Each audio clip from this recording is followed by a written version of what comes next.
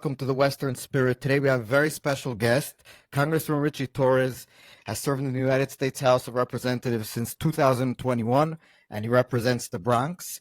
And since October 7, I got to know him through Twitter, X, etc. But way before that, he's been a supporter of Israel, and it's an honor, first of all, to talk to you.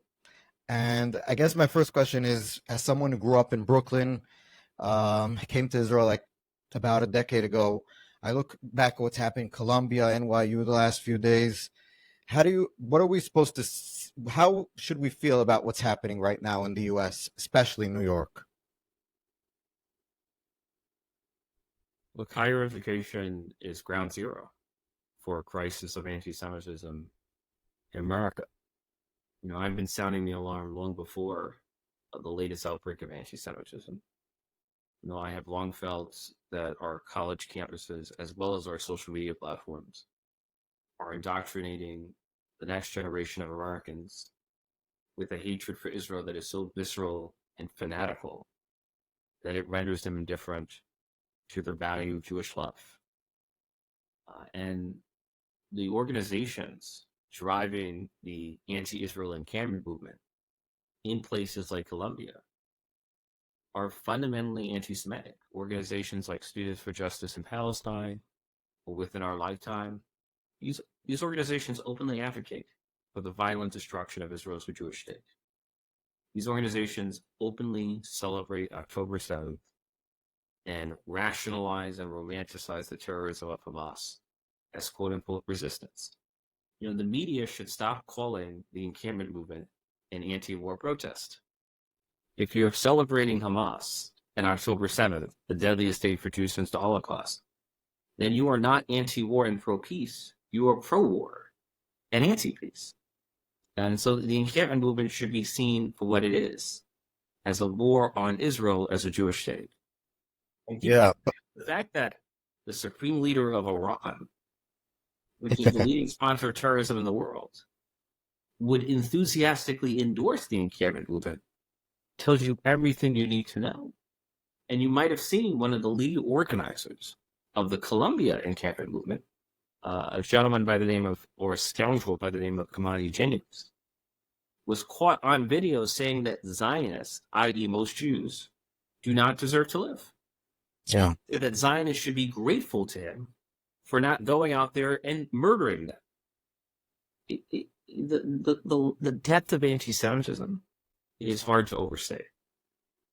And Congressman Torres, so as a Jew who has family in New York, in your state, very close to NYU, I have an aunt that lives in the Village, which is right next to there, where also they had a lot of these types of protests. How scared should we be that the next generation is being totally indoctrinated into all this, like, on colleges that, these are the next leaders. You're a young leader. You're meeting with these people who are coming up through the system of higher education and then jobs in the corporate world, I assume, and then at some point will be the next politicians. Should we be worried that we might be seeing a new America that's very scary for us? For me, the post-October 7th world did not change the state of anti-Semitism in America.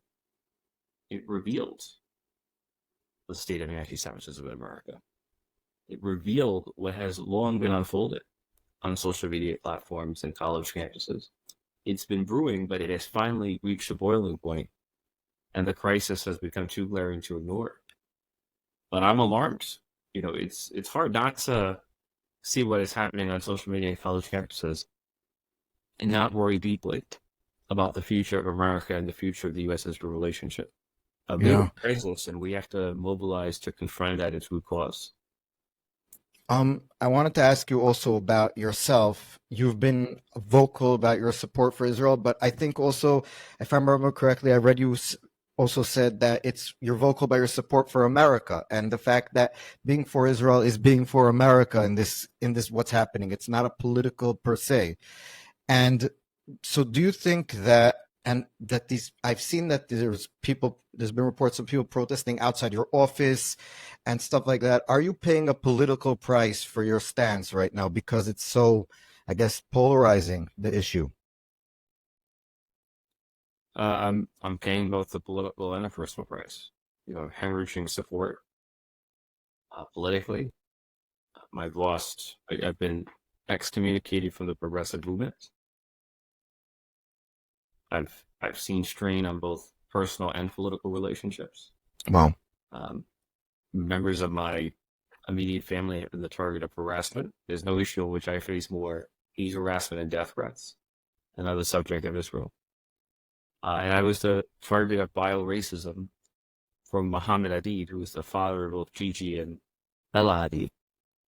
He said, shockingly, that I'm worse than the rats of the New York City sewage system, and that I should wear a KKK mask to cover that ugly gray colored face of mine.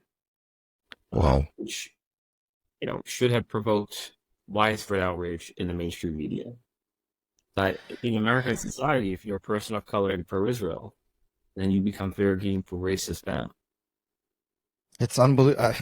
I didn't even know that, but it's like, I can't believe it's like, I don't even know how to process what you just said. And maybe one other thing that you're a person of color and also you're gay. And when I'm reading about what's happening, I remember I met with Palestinians who ran away from the Gaza Strip, who escaped because of their sexual orientation. We had a meeting with them as journalists a few years back, and the stories they tell is just, it's unbelievable. The just the persecution, the murder, the and then we see in these protests, that queers for Palestine and all that kind of stuff. And it's like you could take two places. One is Tel Aviv, where you have gay bars, you have the pride parades and all that, and then you go to Gaza, and like I said, you wouldn't. It's not even comparable. And I don't even like. How do you explain just the? Is it just people that don't know what they're talking about, or is there something more nefarious at play? Our country is the one said the simplest explanation is almost always the best, and stupidity is a simpler explanation than malice. Um, I actually owe Queries for Palestine a debt. I'm for Israel because of Queries for Palestine. About 10 years ago, when I announced I was going to Israel for the first time, I became the target of overwhelming hatred and vitriol, both in person and online. And there was a rally on the steps of City Hall against city council members like me who agreed to travel to Israel. And I remember running into a protester who had a shirt that read Grace for Palestine.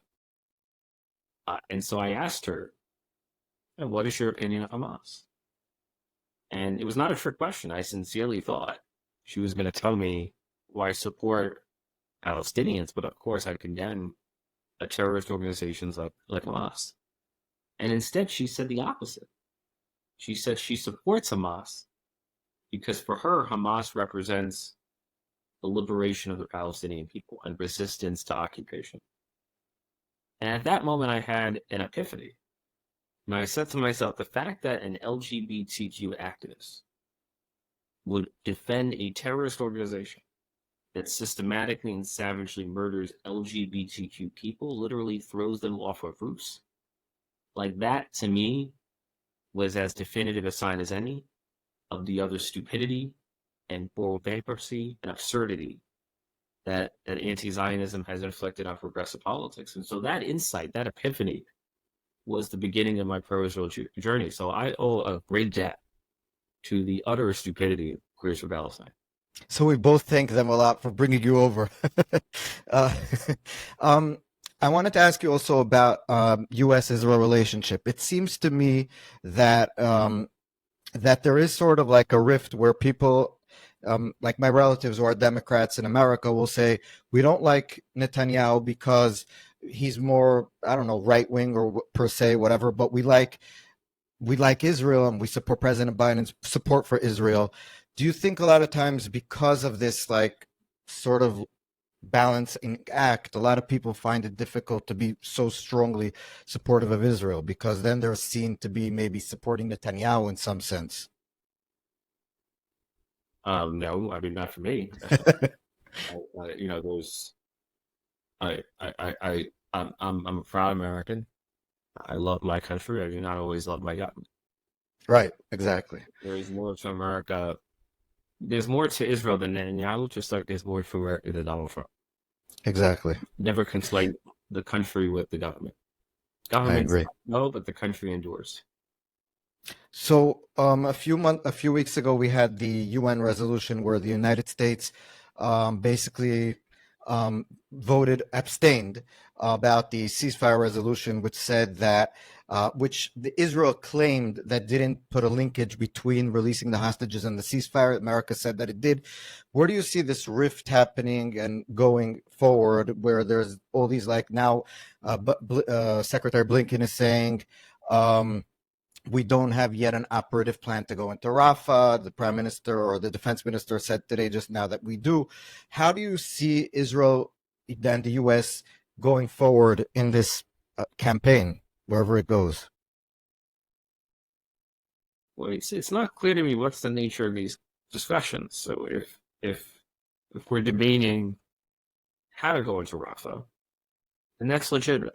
Like there's Right. a debate between the Israeli experts and the American experts about the best strategy for removing Hamas in power and invading Rafah in a manner that minimizes casualties. That all of that strikes me as reasonable. You would want a healthy debate before undertaking a major operation. But if we're debating whether to go to Rafah, that's a separate question. The question I would simply ask is, how do you remove Hamas from power without going to Rafah? Like for me, the worst outcome is to fall short of removing Hamas, is to have waged a war that has a high death toll, and Right. fall short of the ultimate goal of removing Hamas. Like only the removal of Hamas can justify the humanitarian costs of the war in Gaza. Yeah. And anything short of that, I will be blunt, is a strategic failure. So what you're saying is that we can have discussions about the way to do it, but you have to do it, especially that we did everything we did until now. That would be ridiculous, you're saying. It would be like for nothing. Would it be better to do? I think Exactly. if you ask me, if we had three options, do nothing, do everything, or somewhere in between, I think the somewhere in between is the worst option. Because you have the reputational cost of waging what has been a challenging war in Gaza without the benefit of removing Hamas from power. That would be the worst case scenario. So the end goal should be non-negotiable. The end goal of removing Hamas from power, but the means by which we do it, that can be negotiable, and that can be the subject of debate among reasonable people. I wanted two more questions to ask you because I know your time is short. One is the International Court in The Hague. I know that there is members of Congress that are talking about it lately, about trying to relate to The Hague that they should not take out these arrest warrants, I guess, for the prime minister here and the defense minister. And I know that, yes, 2 days ago during the readout of some phone calls that they did with, I guess, messages between the White House and the Prime Minister's office, was that the White House is very much against it. How are we even supposed to look at it that world organizations are thinking even of taking out arrest warrants on our leaders here? Look, if the ICC issues baseless arrest warrants against members of the Israeli government, it should be met with a response from the United States.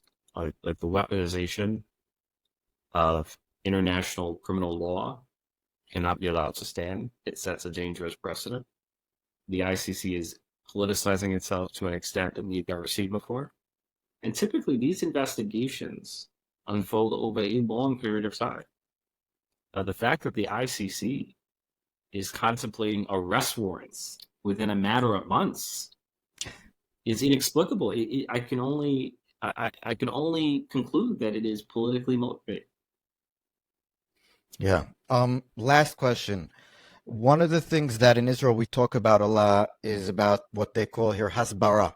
How do we explain ourselves to people like you, people who are not Israeli, people who live in Washington, New York, California, Europe, wherever, and there is a consensus, at least it seems, that we're not doing a good job of it.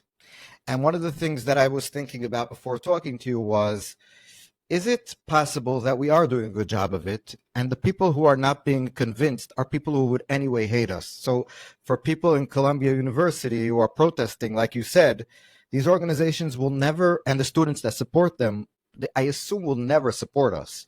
So is there anything that we can do, in your opinion, better in terms of explaining ourselves and explaining the situation here that is so difficult, and it seems that we're not convincing the young people, at least in America. I love Israel. I do not necessarily love the public relations of Israel, to be blunt. So you feel your fair criticisms there, but it is not. It's first of all, Israel's up against the strongest PR machine in the world. Like, say what you will about Hamas, which is a genocidal terrorist organization, but it has a genius for PR. And we have a manipulable media in the West that plays right into the hands of Hamas, that treats the Gaza Health Ministry as though it were biblical in its accuracy. I mean, it would be laughable where the stake's not so serious. Right. But it's not, having said that, it's not clear what Israel could do to combat the disinformation. It's hard to compete with images of human suffering. And a number of those images are deep fakes, but some of them are real. And we're bombarded with these images, both in traditional media and in social media. And, images are going to radicalize people. Images are going to have an emotional impact on people that distort their thinking. And it's hard to compete with that. Yeah. Israel has a challenge.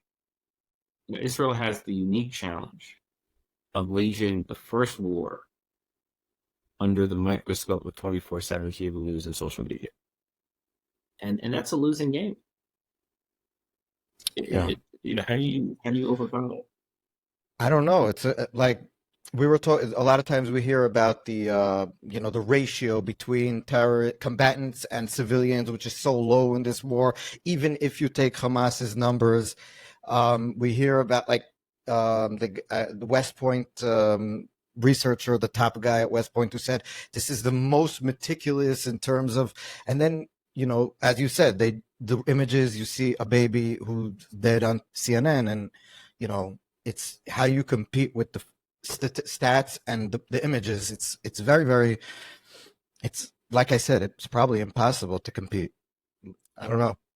Yeah, look, in Gaza is a hellscape of tunnels and booby trap buildings and combatants camouflaged as civilians. Like, Hamas is known to use to hide behind civilians as human shields. It is known to hide military assets in civilian infrastructure, like houses of worship and schools and hospitals.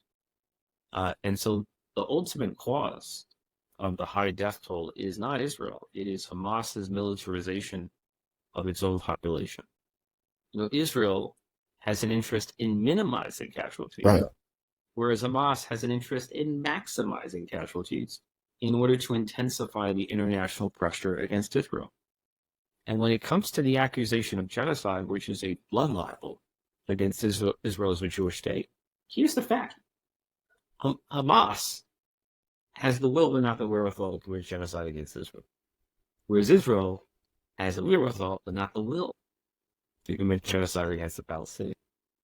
And that's the fundamental difference between the two sides. Yeah, I was just to conclude. I was reading. I heard someone say, and it's so true, that Israel has, if it wanted to, and 600 soldiers already died over in the campaign in Gaza since October 7. If Israel wanted to save those soldiers' lives and just destroy Hamas, they would just carpet bomb the whole, and they didn't care about Gaza and civilians. They would probably carpet bomb the whole place, and if they didn't care, but they do care, and they put the soldiers on the line. And I have 3 friends who died tragically in the war, and they didn't die because Israel was committing genocide. On the contrary, they died because the soldiers were going into dangerous areas in order so that Israel didn't carpet bomb, for lack of a better word or phrase, in doing it. So it's just very, very, like you said, it's almost to try to combat that language is almost comical because it's so patently false. But Hamas has the evil genius of Hamas Yeah. lies in constructing a battlefield that puts Israel in the tragic position of choosing between, at times, killing civilians or forfeiting its right to defend itself against Hamas. And that's a choice that should be thrust upon no country. Right. And so I do not envy the quandary in which Israel finds itself. Yeah. I just want to say in conclusion that I spoke with a few people before I spoke to you, and I mentioned that I'm going to speak to you, and everybody that I spoke to, left, right, center, said that I should just tell you from the people here that we really appreciate you. And I know that you're first and foremost an American, but I think Israel's values in general are very aligned with America and Western values. And like we said about freedom and sexual freedom, freedom for all minorities to me at least, it's very important. And it's important that Israel stay that way, even though there are different people in Israel that are trying to stop that. And for us, it's important to fight so that we stay a free country. And it's important for us to have friends like you. So thank you very much for being with us, and thank you very much for being on our side. No, I'll end on this note. The world's Jewish population essentially lives in two countries: the United States and Israel. That's most of the world's Jewish population. Mm-hmm. And so I feel like there's a special relationship between our two countries, and the United States has a special obligation to the Jewish state in order to prevent a repeat of our worst history. Congressman Ritchie Torres, it's been a pleasure, and I thank you so much for being with us. Take care.